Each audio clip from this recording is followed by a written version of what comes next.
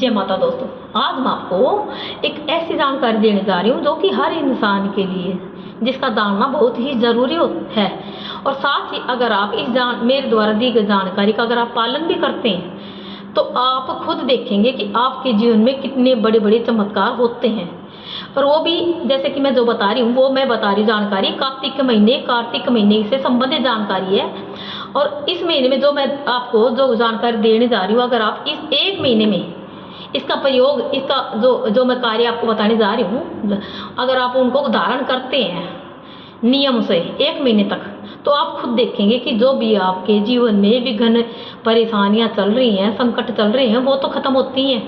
और साथ ही आपको धन संपदा भी अपार प्राप्त होती है। और इसके साथ ही आपका जीवन सुखमय और शांतिपूर्वक बीतता है। तो क्या है विशेष जानकारी? तो देखो, जैसे कि ज्येष्ठ माह में हम पानी का दान करते हैं, वैशाख के माह में हम अन्न का दान करते हैं, वैसे ही कार्तिक महीने में हम दीप दान करते हैं।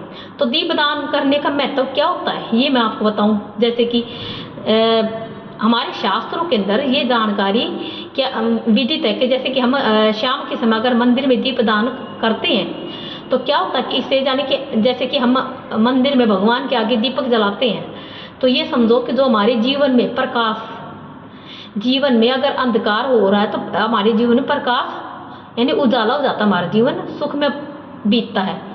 इसका जो उदाहरण दिया मैंने ये है। और साथ ही जैसे जो दीपक होता है सुबह की बजाय सायंकाल यानी कि उजाले के अंदर कभी दीपक का प्रयोग ना करें, कोशिश करें कि शाम के समय और एक दिन भी ना छूटे, क्योंकि जो ये कार्तिक का महीना होता है ये दीपदान का ही महत्वपूर्ण महीना होता है। इसमें अगर दीपदान कर लिया जाए नियम से रोजाना तो आप खुद देखेंगे आपके जीवन में चमत्कार होने से कोई रोक नहीं सकता, भगवान भी आपका पूरा साथ देंगे।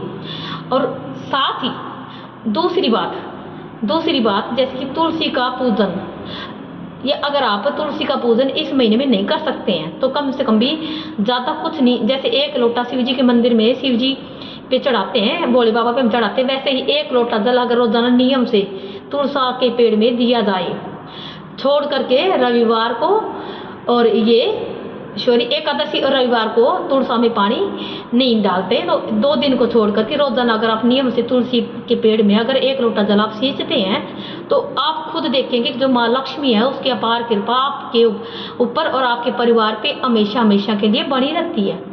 और जो मैं तीसरा काम बताने जा रही हूँ, जैसे कि पहला तो तुलसा का हो गया, तीसरा हो गया दीपक और दूसरा दीपक का तीसरा हो गया सुबह नित्य।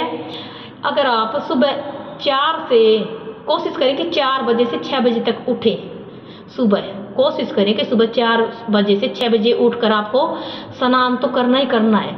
क्यों? क्योंकि जो वो समय होता है, सुबह का समय होता है, तो उस समय क्या होता है कि एक तो शांति, वातावरण शांत होता है।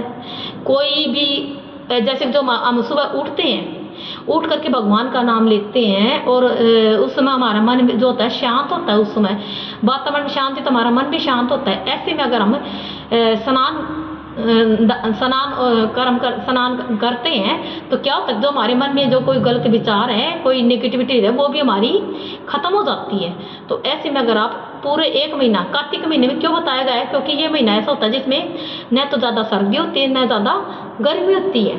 तो ऐसे में आप इस कोशिश करें कि ठंडे पानी से, नॉर्मल पानी से स्नान करें। और अगर कोई वृद्ध इंसान है, कोई बीमार है, लाचार है, वो गर्म जल से भी स्नान कर सकते हैं। तो लेकिन इससे क्या होगा कि एक तो आपका हमेशा के लिए नियम बन जाएगा सुबह जल्दी उठने का, क्योंकि जो जल्दी उठते हैं उनको ही क्या होता है कि जो उनका दिमाग होता है, जो उनके दिमाग के अंदर जो भी नेगेटिविटी होती है वो निकल करके पॉजिटिव विचार उसके अंदर उसके दिमाग में आते हैं, उसका दिन अच्छा बीतता है।